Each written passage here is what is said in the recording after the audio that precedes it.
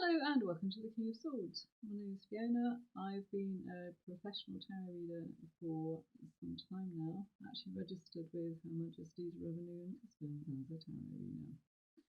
Now, the inspiration for making a video about the King of Swords was an Agatha Christie program called The King of Clubs, which is, of course, the equivalent in a conventional deck of cards.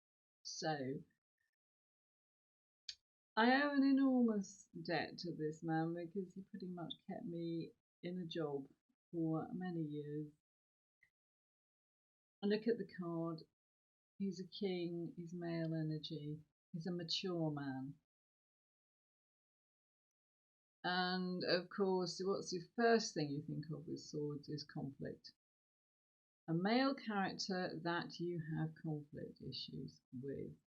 So, not surprisingly, 9 times out of 10, he's an ex-husband or a partner that your querent is having a very difficult relationship with, which is either coming to an end or perhaps they're trying to hold a relationship together and maybe they would be better to let go.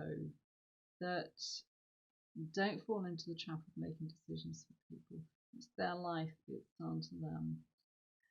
In a Celtic cross spread, if you use the Celtic cross, the kind of Ford Transit van, the all-purpose tarot reading, he will sometimes appear above the heart of the matter.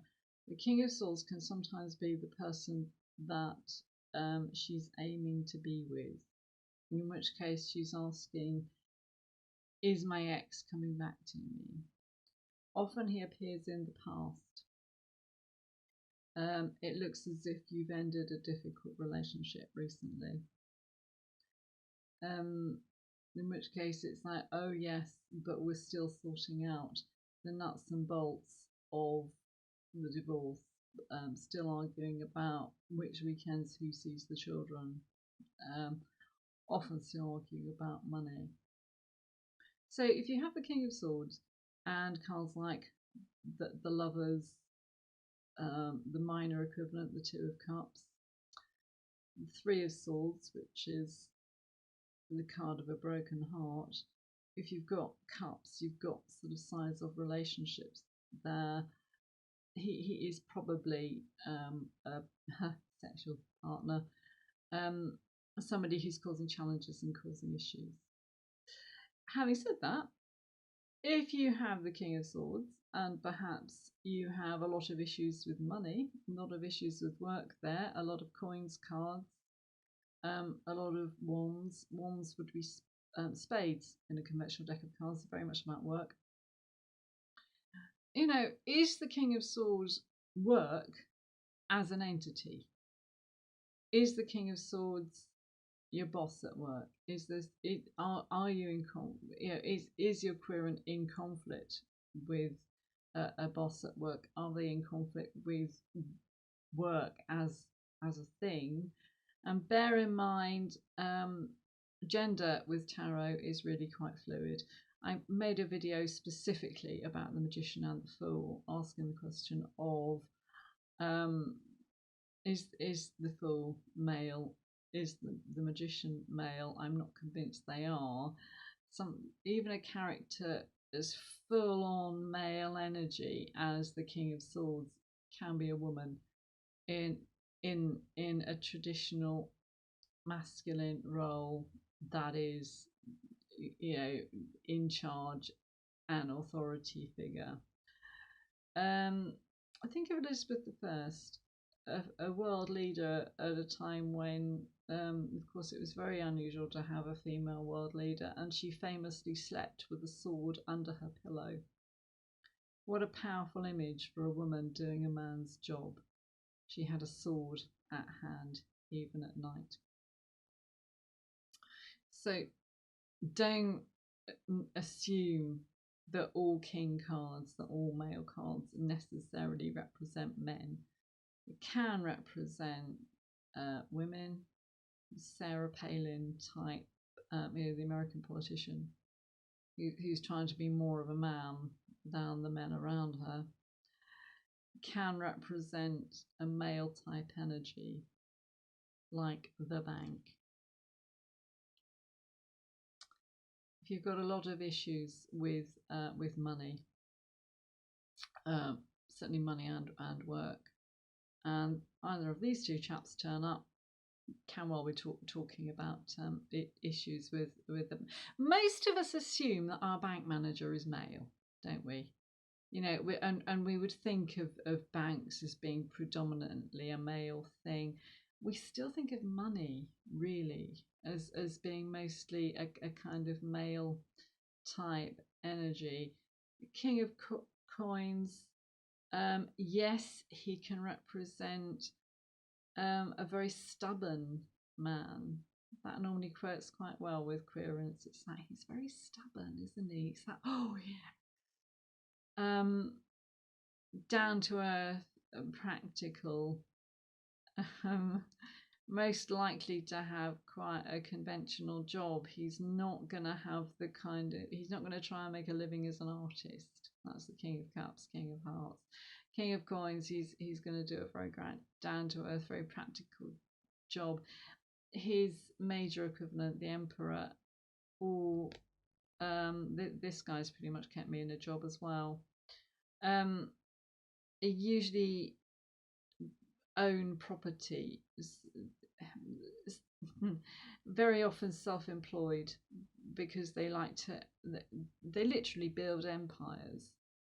They like to have their own business, in which case they like to kind of stand in the middle and tell everybody else exactly how everything should be done. They climb the ladder very quickly. They're managers. They're very good at giving orders, not really very good at having other people tell them what they should be doing. You very often find a scenario where the Emperor is in a relationship with his female equivalent, the Empress, where you get, call it the Bill Clinton, Hillary Clinton scenario, where you have two very strong, very powerful people together who are both trying to take charge. As relationships, they are very hard work, but the rewards are enormous. It's the issue for strong character types, is you either form a relationship with somebody who's as strong as you are, almost like, you know, two people endlessly playing tennis, and of course they both want to win, or you form a relationship with somebody who will just be a doormat and just say, yes dear, in which case you'll be bored rigid. So for strong characters like the Emperor, life can be full of challenges. The Emperor is very often unfaithful to his wife. One of my most frequently asked questions was, when is he going to leave his wife for me? There are a lot of readings from the mistress. The answer is, of course, he won't. He's got everyone exactly where he wants them. He's got the mistress exactly where he wants her. He's got the wife running the home, the housekeeper ironing his shirts, and a secretary probably running quite a lot of his business for him. The Pope, the Hierophant, the cards 4 and 5 of the Fool's Journey. There's not that much to choose between the Emperor and the Pope, except that the Pope is slightly more likely to represent an organisation rather than a person. The Pope can be literally a male character in somebody's life. He's very much the stern father figure, as indeed is the Emperor. Actually, you know, that stern father. People have lots of men in their lives. You find often people have a controlling father-in-law. If you have one of those families where there's a family business, and of course you marry one of the sons, and you find that you're expected to work for the family business and not be paid for it as well. Yeah. There's a lot, people can have a lot of men in their lives. And of course, what, what I found was that I would say to someone, "Oh, there's a man here," and they say, "No, I don't have a man in my life." Because as soon as you say a man or a male character, people think a sexual partner, whereas a man in somebody's life can mean a son, a brother, um, an ex. Sometimes, and it's a little bit weird, but people who have passed away can sometimes still appear in someone's reading because a lot of their energy is still around, you know. So think a little bit laterally about male energy and about what it really means, because he's not always a lover.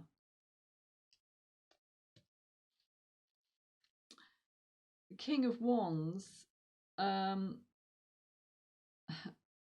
hard-working man, if he is a lover, a partner, a husband, he's often the guy who works long hours, often puts work before his relationship and before his family. Having said that, is a lot of fun because the wands, spades in a conventional deck. Of course, here we have salamanders, fire energy. If you say to someone, "Oh, he's got a fiery man," they assume you mean hot tempered, but what you mean by fire is actually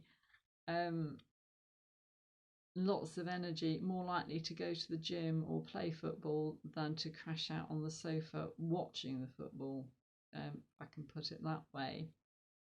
But of course, wands can be perhaps a boss at work, can be work as a thing. Tends to be Sundays. Actually, Sundays I got more calls about work than any other day of the week because people are worrying about going back to work on Monday morning. King of Cups, King of Coin, King of Cups, King of Hearts. Water energy here. Indeed, might be Cancer, Pisces, or Scorpio. Might be a water sign, not necessarily just somebody who projects the image of being very caring, the kind of person who, as a father, will, without question, change nappies and get up in the night and all the rest of it. More, more likely to be perhaps a social worker, teacher, work in healthcare, than he is to be in the military. The King of Swords may well have been literally a warrior, may well have been in the military at some stage in his life.